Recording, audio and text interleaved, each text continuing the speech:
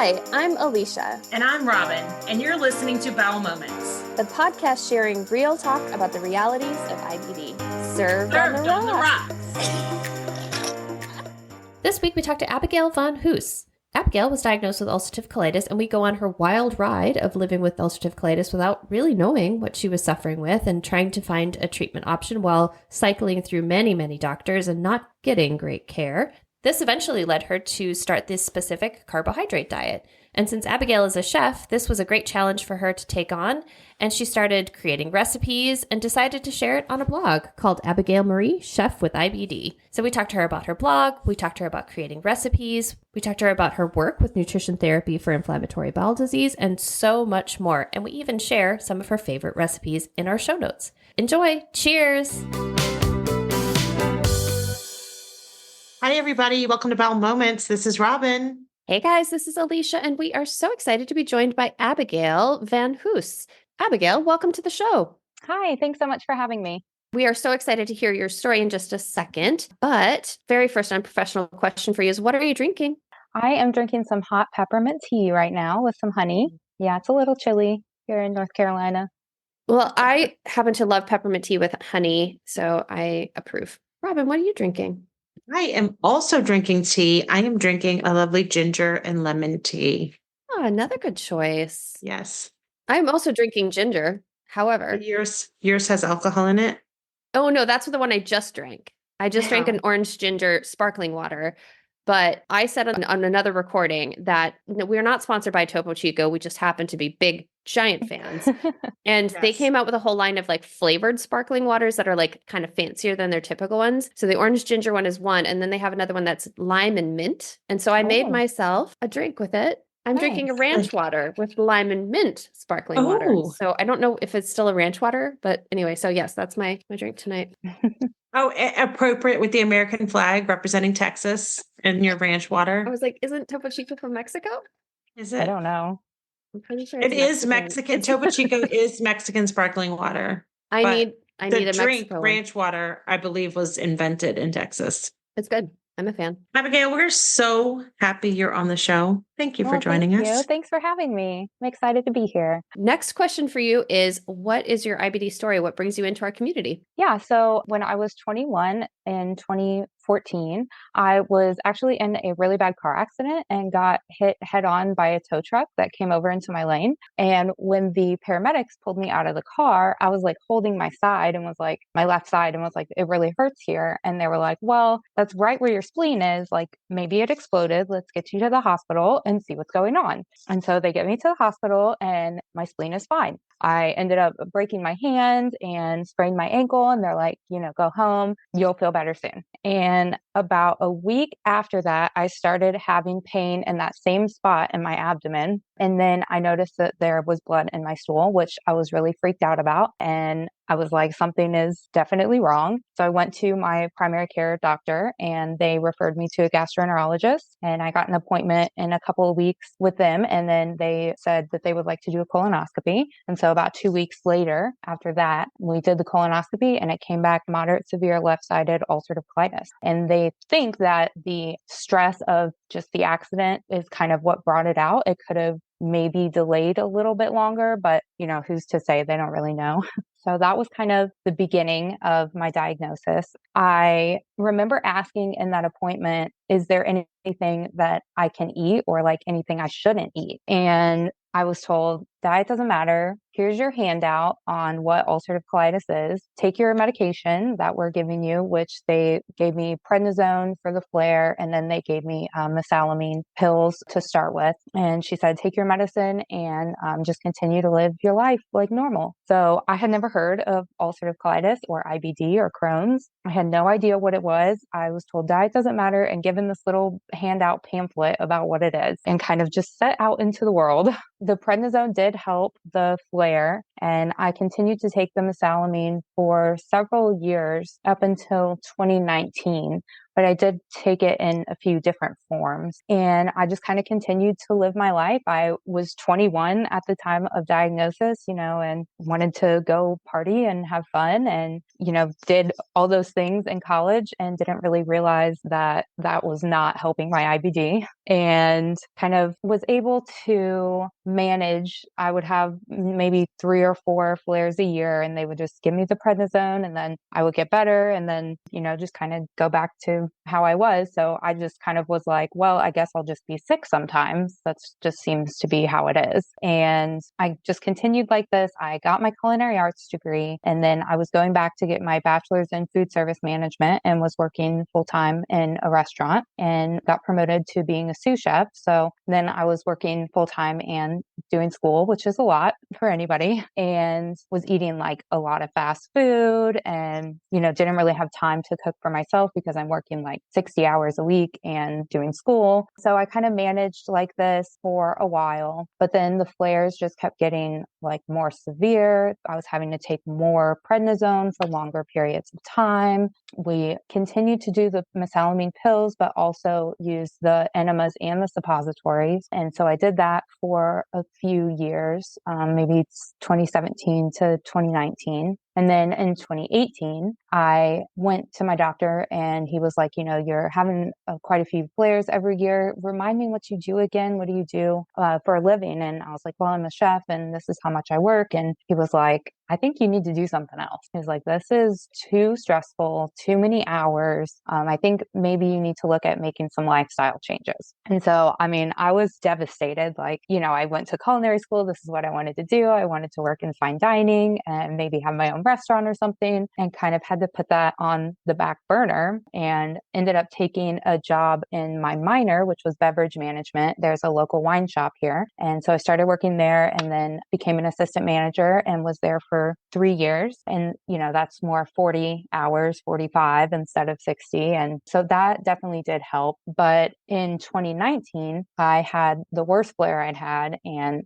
just was not getting better with the prednisone. And I went to see my GI specialist, who at the time was a couple hours away. Got there, I'm thinking, okay, like we'll get a new game plan, we'll get a new medication, something, and I'll go home. He looked at me and was like, we're admitting you to the hospital. So that was my first IBD hospital experience and stay. And we ended up switching from mesalamine to Remicade. And so I was able to get my loading dose in the hospital. And within probably 2 to 3 weeks, I was starting to see improvement with the prednisone and the Remicade. And so I finished the loading doses and continued to take Remicade from 2019 to 2022. And in that time also, I kind of looked to see if there was something for diet that maybe I could do. Like my doctor told me it didn't really matter, but I knew that I had always been lactose intolerant, right? So I was like, let me get rid of dairy. And then I also just had done some reading on inflammatory foods. And so gluten was on there. And that was something I had a lot of. And so I was like, let me cut out gluten and dairy and, maybe that'll help some. And it did help in addition to the Remicade, but it still wasn't quite the improvement that I wanted to see. So I then tried the plant paradox diet for a while, which removes lectins, and that helped a little bit more than the gluten and dairy free, but still not quite what I wanted it to be. And then in 2020, my husband's aunt, who's a nurse, kind of mentioned in passing, I heard about this specific carbohydrate diet that is for people with Crohn's and colitis. Maybe you could look into it. And I was like, okay. And so I bought the book, Breaking the Vicious Cycle, and I read it. And as soon as I was done reading it, I was like, let's do it. Let's give it a go. It's for people with Crohn's and colitis. It's not going to hurt. I can try it. The worst thing that happens is I don't like it and I'll go back to Plant Paradox. It ended up helping me a ton with my symptoms. And it was just amazing to me that by choosing to have foods that are better for me and digest easier for me, I was helping my disease as much as I felt my medicine was. And so to me, that was really kind of a light bulb moment and very empowering, and, was able to feel like there's something I can do to help. I did the intro diet, not as long as you're supposed to though. and tried some of the recipes in the back of the book. And I was like, wow, these recipes are not that great. I was like, I don't know if I can do this if the food tastes like this. So I was like, well, this is something I want to do. And I have a culinary art background. I've worked in restaurants. I know how to write a recipe. Let me try and see if I can make it even just a little bit better. So that's kind of what I did. I initially just started making recipes for myself. And then I had found a few things that actually were pretty good. And like, you kind of almost couldn't tell that they were SCD. And I was like, maybe other people would like these recipes too. And so then I decided to start a blog in 2020 in like October. And I named it Abigail Marie, the Chef with IBD. So that is how my blog came to be. And now it's got over 200 recipes on there. And I also have like some lifestyle things, like things that have helped me. Like I do a daily meditation and a gratitude journal and some like mindfulness movement like Tai Chi or Qigong. And those things have really helped me. So I have that on there. Also just a lot of blog posts about upcoming medications, things kind of in the pipeline scientifically, because to me, I've had the greatest success with medication and diet in combination and like looking at lifestyle factors too. So I just want to be able to share all that information and let people be able to decide,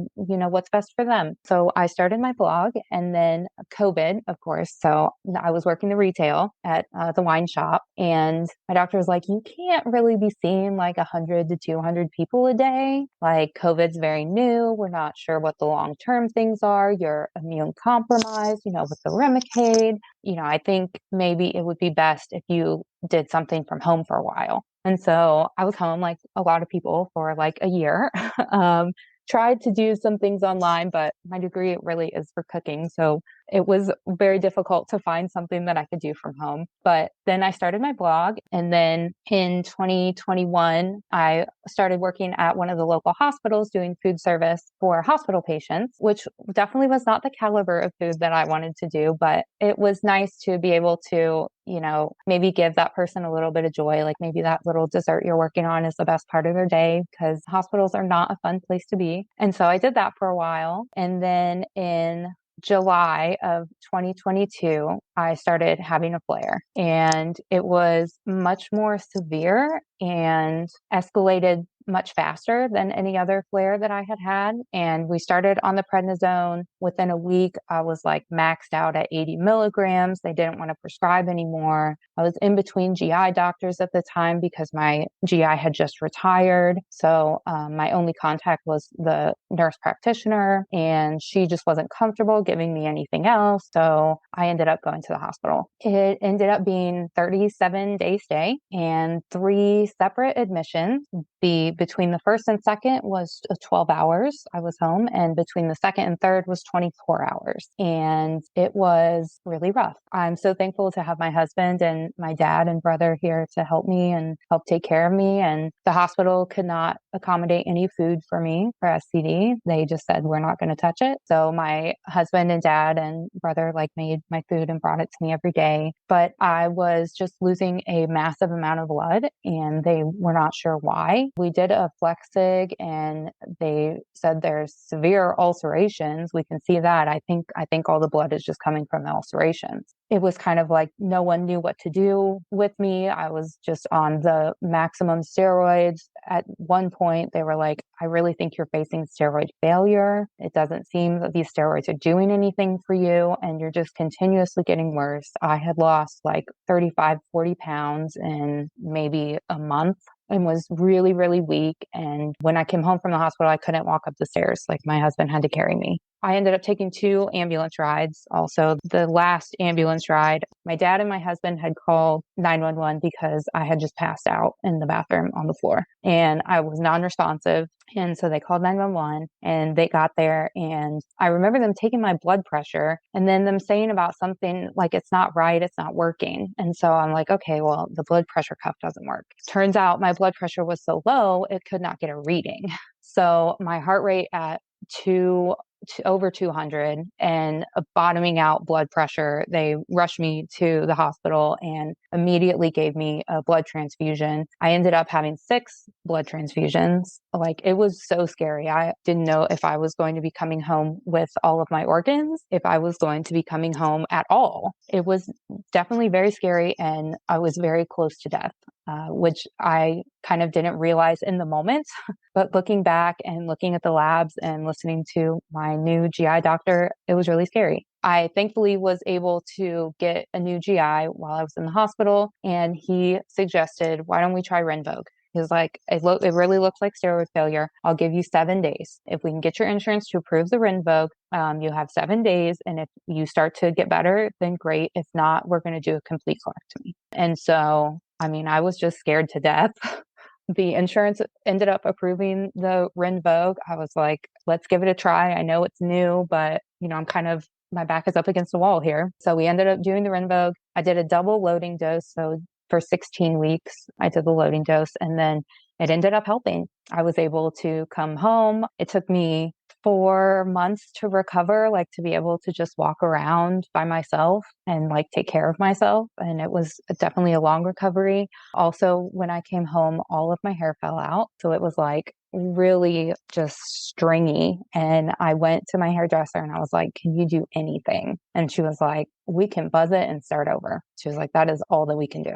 And I was like, okay. And so February of last year, 2023, I buzzed my hair and have been regrowing it. It's definitely coming back now though. But yeah, so that was kind of a big, thing for me. And especially, just being a woman, that is like, just hits your confidence. It's one thing if you're like, want to rock the shaved head, but having to do it, just because you don't have a choice is a little different. But, a lot of people don't realize that like massive IBD flares or lack of nutrition and things like that can cause hair loss. So IBD can cause that. And that is what happened with me. So know if that happens, you're not alone. And I did wear a wig for a little bit and a lot of hats at first. But yeah, it's growing back out now, and, know it's just hair and it'll come back.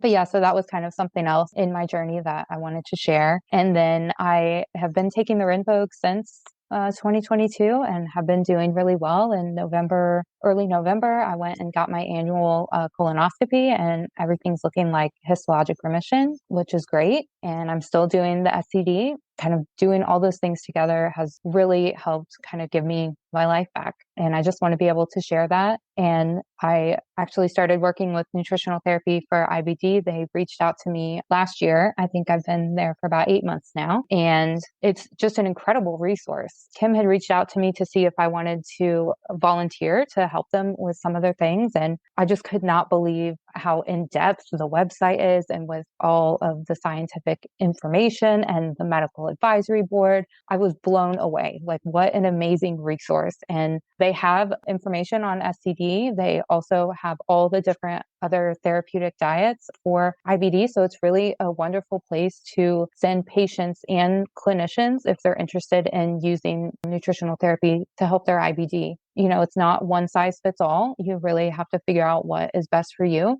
But just having the information and having the knowledge to choose, I think that is really empowering and a win for people with IBD.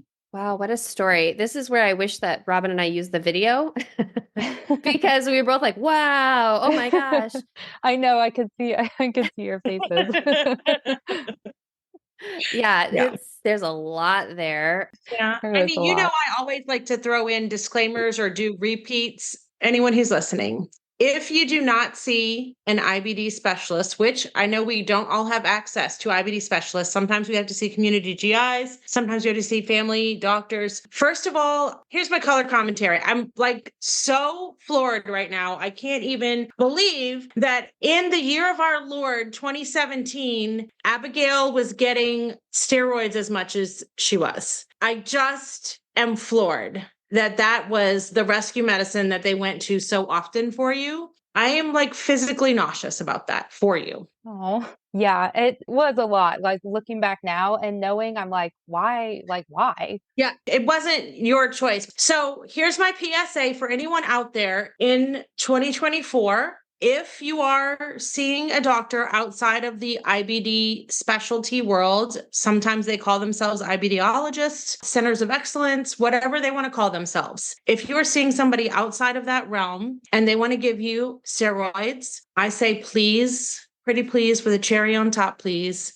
get a second opinion. There is evidence, there is research, there's lots of data that shows that steroids are just not the best way to go for people with IBD. There's so many other treatment options out there for people with IBD, and steroids are just not the best first option for us. It's not a long-term option for sure. I mean, like, being on it, we've had at least 2 people on that have gone into have become dependent on steroids, and thus it caused some other issues. I mean, listen, I don't think there's anything better to stop inflammation really, really, really fast, but if your doctor wants to keep you on it long-term, for sure, well, it's not a good plan. Yes. Yeah. And it wasn't that I took it long term. It was just that I took it with the flares, but I was having so many each year that it was becoming problematic. And after my hospitalization, when they were giving me 80 milligrams IV for 37 days, I actually developed cataracts because of the high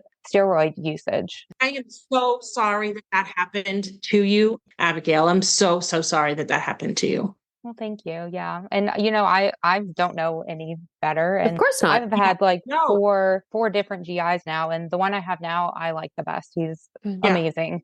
But it's How would you know? Yeah, of course 21. I have no idea. They're just saying, hey, take this medicine, live your life, it'll be fine. There's no way for you to know. 100%. When you're 21 years old and somebody says, no, take this medicine, you'll be fine, go live your life. Why wouldn't you believe them? That's what you want to hear. Right. And you don't know what this is. I'm so sorry that this happened to you. Also, the fact that they're like, maybe you shouldn't be a chef. Oh my God, thank you for bringing that up. Go jump off of a bridge. Yes. Maybe you should give her a better treatment option. All of the treatment options that were available in 2014 and 2015 and 2016 and 2017. Yeah. Sir, you should give her a better treatment option to manage her disease. Yeah. And it was kind of just like, well, I've done what I can do, address your lifestyle type, That's not okay. And I didn't know what an autoimmune disease was. I didn't realize that it was a chronic illness. No. I was given the pamphlet. That was it. Yeah. No, I'm so disgusted with doctors right now on your behalf. So disgusted. No, I was just about to say, I'm so sorry that the medical community failed you so badly. They failed you so bad. That's so many missed opportunities to have made a difference much faster. And for you, hopefully, to have not, I mean, there's no guarantee, but for you to have never gotten to the point where you're passing out and almost dying from your disease. That's, I really need to get a thesaurus because I want to say it's just so fucked up. It's just so fucked up. So anyway. Okay, Abigail, I love that you were able to use your background, your profession. I think it's so interesting you were able to use, take your profession and be able to turn it into something I think could be so valuable to so many people, because the SCD is specific carbohydrate diet is a challenging diet from what I've heard. I've not been on it. But when we were talking to Kim Brawley about this, who is a dietitian, very versed in this, one of the things I brought up is, it's gotten better, but a lot of the food you have to make everything. There is no store-bought version of crackers or yogurt or some of this stuff. And so I love that having somebody with your background can really make this such a much more accessible experience. Talk me through a little bit about the first time you decided to do a recipe. Was that intimidating, or did you because of your background, you're I got this? So the recipe itself, I was not intimidated by that. In every class, part of our final would be to make a recipe, type it up, and then actually make it and give it to the professor with the recipe. And so the actual making the recipe, totally fine. Some of the STD ingredients I had never worked with. Almond flour, coconut flour. It was just a whole new world to me. That part was kind of intimidating, even as a chef, to just figure out how these ingredients interact with each other. So that was kind of more the trial and error part. But as far as writing the recipes, that kind of just came naturally. So for anybody who's considering this, and I'm sure this is on your blog, your website as well, which we will link in the show notes, everybody. But for somebody who's starting this out, maybe for themselves or for their child, what are some like culinary tips you give them? Things that you've learned? First, I think it's helpful to just make one meal for everyone instead of trying to make 3 or 4 separate meals for the whole family. So I really have tried to make my recipes family friendly and, things that most people like. So that is one thing. Another thing is like when you go to the grocery store and you buy all your vegetables and stuff for the week, when you bring them home, like just go ahead and wash them and prep them up so they're ready waiting for you, because that will save you so much time. And then, sometimes like if you're tired in the kitchen, take a seat. Like sit down while you're chopping up your vegetables. You don't have to be standing. So just kind of doing small things like prepping the vegetables or sitting down, you're saving yourself time, you're saving yourself energy. And those are some of the most valuable things you have. Like just make it work for you. So you said that nutritional therapy for IBD sought you out. So obviously they had seen your blog and your recipe. So what was that like? What was their approach to you? Yeah, Kim had seen my page on Instagram and looked at my website. And I'm always looking to be able to help in the IBD community and to be an advocate and a voice. And we just really aligned on our values and why we're here. And I was more than happy to hop on board. And at first I started helping with some social media, and I also provided some recipes that you can find on their recipe database. And then kind of as it morphed, they needed a event coordinator. And so I filled the role of being their event coordinator, which has been a lot of fun. And we were out at Crohn's and Colitis Congress, which was cool. We saw you guys there. And yeah, so I do that. And then I also help with their newsletter as well. Can we talk a little bit more about working in the hospital? I'm curious because you were using SCD at that time, right? Yep. You said the hospital that you went to wasn't able to really accommodate that. In your experience of working within a hospital, do you see them getting better about accommodating different dietary needs? Unfortunately, not really. For SCD, it's like you can't use canola oil and things like that. It has to be olive oil. The hospital I was staying at told me we don't have any olive oil, so we can't make you eggs or chicken breast or whatever. So that was frustrating because at the time I also was working in a hospital. I know that you have a steamer and you can just steam it. Mm-hmm. So I think, unfortunately, it kind of just becomes like that's too risky or that's not my job type thing, because the people staying in the hospital don't really want to be there. And I've found that a lot of people working there don't want to be there either, at least in food service.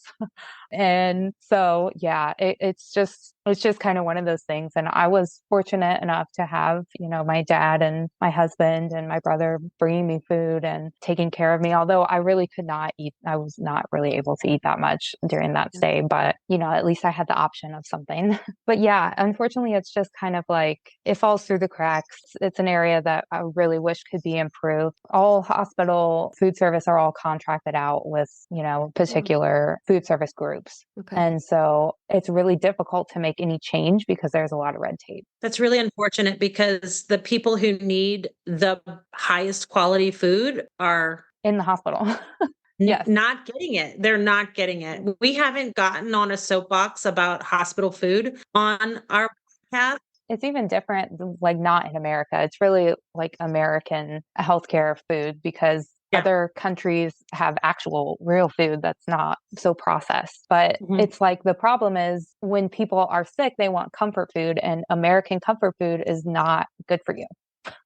Right. And so even if they have the healthy options, they're not going to sell because that's not what people want. And if you look at it, the hospital food is really not very different from what the average American is eating anyway. So to them, it's really not that much of a change, which is super unfortunate. And with everything being contracted out, you just have the major chain brands for food supply all contracted within. So it's like you can't do anything because it's all these massive corporations that are running all the food for the hospitals. And, it's something that I wish would be different. And, I wish wasn't so difficult to change. So Robin and I, when we saw you at Crohn's and Colitis Congress, one of the questions I asked Robin is that because at some point her diet was extremely limited because of kind of how symptomatic she was, and also being a chef and having foods that sort of trigger her not doing very well. I asked her, like, how did you function as a chef when you're not necessarily able to eat some of the food or try the things that you're making? So I want to get your take on this, because Robin's is that she has a very developed sense of smell. So she's able to kind of like, she can use that instead of her taste palette. She can use her scent palette instead. I want to get your take on this. Yeah, I mean, definitely being able to smell like what you're making is helpful. Like you can tell how sweet it is or how spicy it is, or if it is like under seasoned or over seasoned by smelling. When I was working as a sous chef, my husband actually worked there as a sous chef also. So a lot of times I just had him taste my stuff. Working in the hospital, I would just have like the executive chef taste it, or one of my counterparts or colleagues. And, like I'd get 2 or 3 different opinions and then also be able to smell it. So then I could make my own opinion about it. But cooking is kind of just following your heart anyway. So it's not really as much of a science as baking is. So you can kind of you can have fun. I guess just through experience and having other people taste stuff. I want to stay with nutrition therapy for IBD a little bit longer. What kind of statistics are you seeing for like the utilization of their like recipe database and some of that stuff? Are they gaining a lot of traction? Because it's been around for a couple of years now. So I definitely think that this would be getting a lot of attention, because this is such a hot topic in our community. For the newsletter, we're just starting to do one every month instead of one quarterly, because we've gotten more subscribers and more feedback and people wanting it more regularly. So we definitely have seen that. We just launched our new website not too long ago. So all the recipes are on there, and it's a lot more user friendly and easier to navigate. And you can also make a little profile now, and you can save your favorite recipes or like comment on them or rate them, give them little stars. And so I think that has been super helpful. And we've gotten a lot of really good feedback with people being able to use that. And just the site itself being a little bit easier to navigate, because it's such a massive resource and amount of information, which is amazing, but you have to be able to sift through it, right? So I think we've done a really good job of kind of reorganizing and making it a lot easier. And Robin was extolling the virtues of the sort of chart that outlines all the different therapeutic diets and kind of compares and contrasts, and saying how great that is and how much easier it is to use than perhaps other information that's out there. So that's awesome. Yeah. And, at Crohn's and Colitis Congress, we got a lot of doctors that are now saying, okay, we do think diet matters, but we don't have the time or the resources to seek out all this information to give it back to our patients. Mm-hmm. And that is where a lot of GIs were like very thankful for us as a resource, because they can just send the patient to the website. It has all of the different types of diet that have evidence and scientific research backing them. And the patient can kind of figure out, hey, what do I think is maybe best for me? What do I want to try under the guidance of my doctor? And so that was really neat to see, kind of that the narrative is starting to change a little bit, because I so wish that someone had told me that diet mattered in the very beginning. Yeah, you're not the only person. I mean, that friend of the show, Stacey Collins, like if you go to her website, that's like the very first thing she has on there is like, the reason I started doing this is because somebody told me like diet didn't matter. And exactly what you said, like, I just wanted to know, what can I eat? And yeah. Stacey and I are actually friends. Yay, friend of the show and friend of you. Yeah. One of the things you definitely wanted to talk about, and I'm curious how this sort of is integrated into the nutrition therapy for IBD sort of experience, is the sense of community. Like, how do you build a community and the importance of that? So tell us why did you want to talk about this, number one, but also how do you see this integrating into your journey? So kind of initially when I got my diagnosis, I'm learning about what this is. I did not know anyone that had IBD. I had never even heard of it. And so that was very isolating for me. And, you're having all these symptoms that are not cute. Like, who do you talk to about this? Who understands? And it really never occurred to me to seek out a IBD community, because I don't know. I didn't even think it existed until I started my blog and kind of putting that out there, on Instagram and online, and just getting all the feedback and seeing all these people that understand exactly what I'm going through and what I've been through. Like, that was just so amazing and so empowering. It's just great to know that you're not alone. And so that kind of was, I don't know, like that's a big part of my story and of my journey now. And so I just want everyone to be able to find their community because it really helped me. And, like mental health wise and everything too, just knowing that you're not alone and there are people rooting for you and you'll get through it. That was really comforting and empowering for me. As somebody who doesn't have inflammatory bowel disease, I can't imagine how powerful it is to have the sense of community or the people around you that do completely get it. Because, your husband and your brother and your dad sound like they're amazing supports to you, but they don't have the disease. They don't understand it. I don't understand it.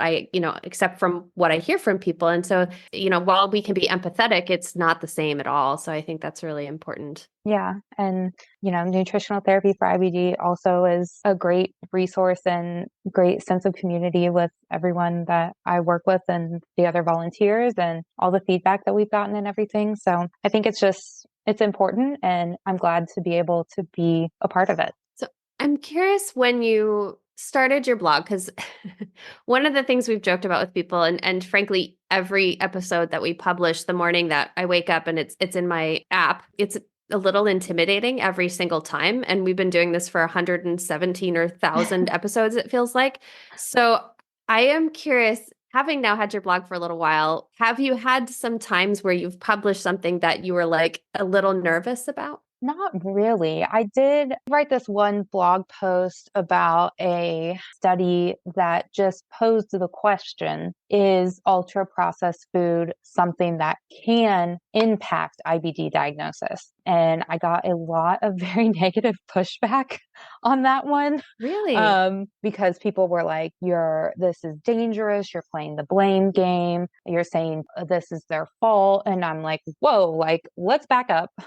I did not say any of that. The study actually was inconclusive. Like I was just posing the question, right? So I did get like a lot of commentary on that was not super positive.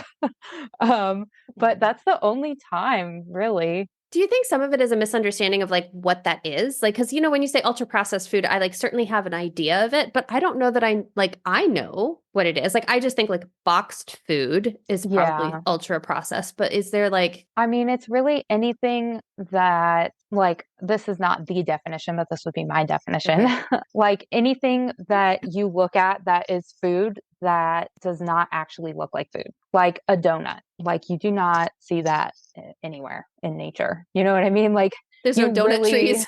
Yeah, like you really had to process every single ingredient in there to make it into what that is, And so it can be tricky. Like there are so many additives, so many different emulsifiers and like, a lot of things that are approved for food that maybe we should not be eating. And that we don't really have the information, the long-term information to understand how it's really impacting us, like food coloring. So it can be kind of tricky, but it's sort of just, to me, it's like if that doesn't really look like anything more natural, then it's pretty processed. Definitely all fast food. Yeah, but then you're getting into access to food and right. And not everyone has equal access.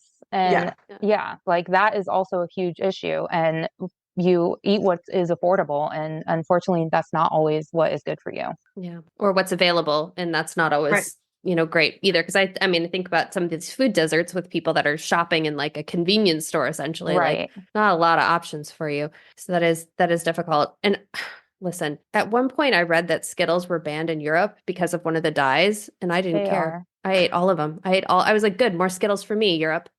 That's how I felt about that. So listen, I'm all about the processing apparently.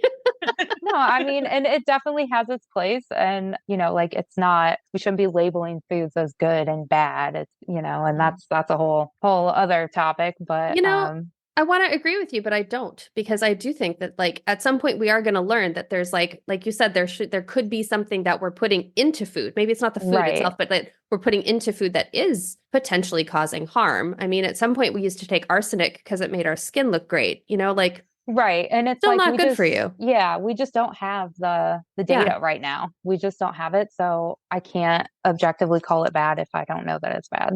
Can I rewind back to your story a little bit? And when you were hospitalized and you're like needing blood transfusions and all of that, explain to me a little bit about like, did they better explain your disease at that point? Like, did you have an understanding of like how these were connected? Like, do you remember because you were really, really ill at that point and you probably don't remember any of it? Talk a little bit more about kind of just because like it's such a dramatic thing. Yeah, like I definitely am missing like big parts. I also got COVID for the first time while I was hospitalized, and that week was really a blur. Like I do not really remember much of that except that I had to keep getting blood transfusions and that they had to give me oxygen because I was having a hard time breathing, and just being like pretty much alone for that week because no one could come see me. My husband also got COVID.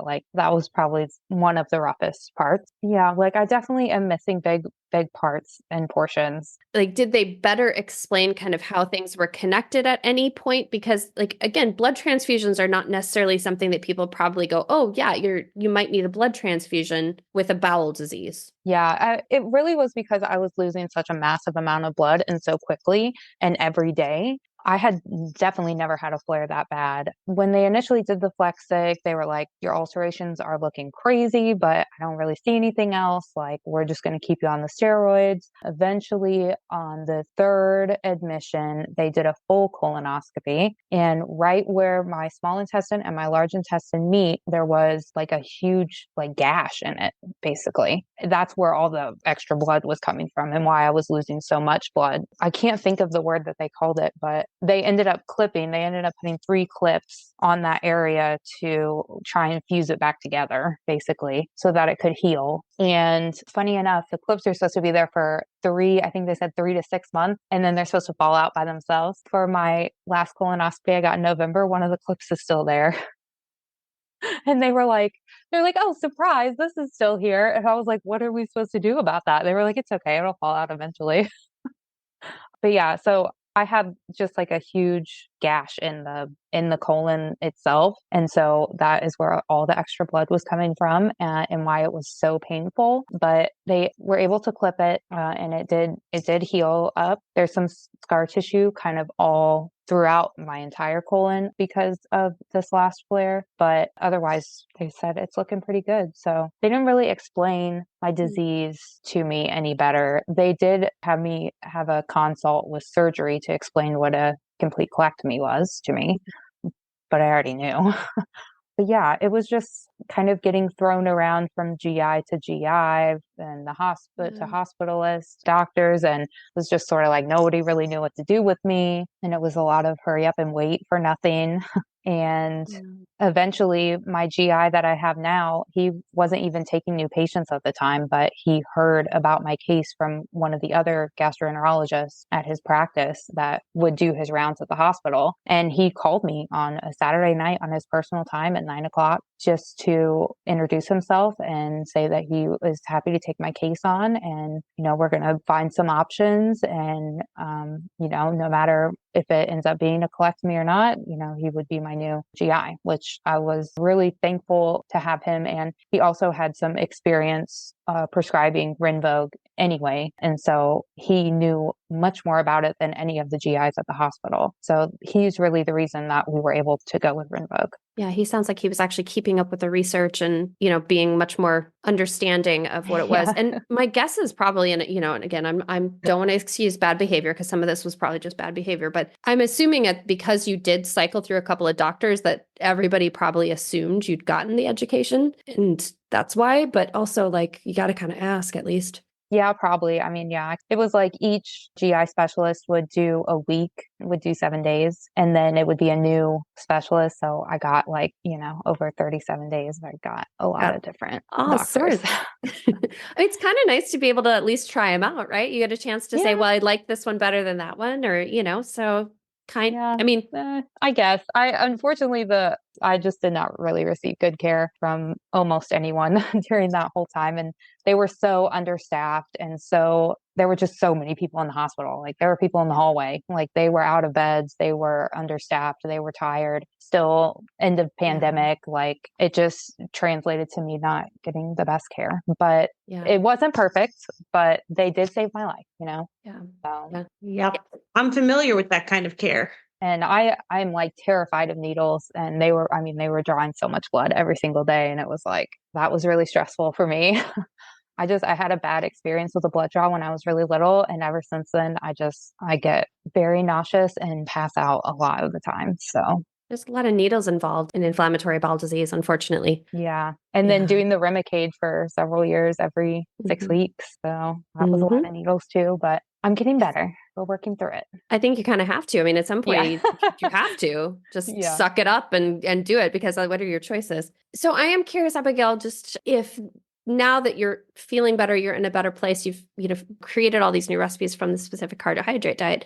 Are you going back to thinking about opening a restaurant of your own someday? That is a good question. I don't know. I kind of feel like my dreams have changed a little bit. Like I really would love to be able to do a cookbook. If I'm really dreaming, like I would love to start like an SCD brand so that it kind of levels the playing field and makes it more accessible, like an SCD cake mix box, ketchup, barbecue sauce, crackers, all these things that you normally buy at the store, just to have it be more accessible and easier, because I love cooking and I don't mind making all my own stuff, but I know that not everybody enjoys cooking or not everybody has time for that. And so, maybe being able to help out in that capacity would be cool. So, yeah. I'd love that. Yeah. Robin, get in on that.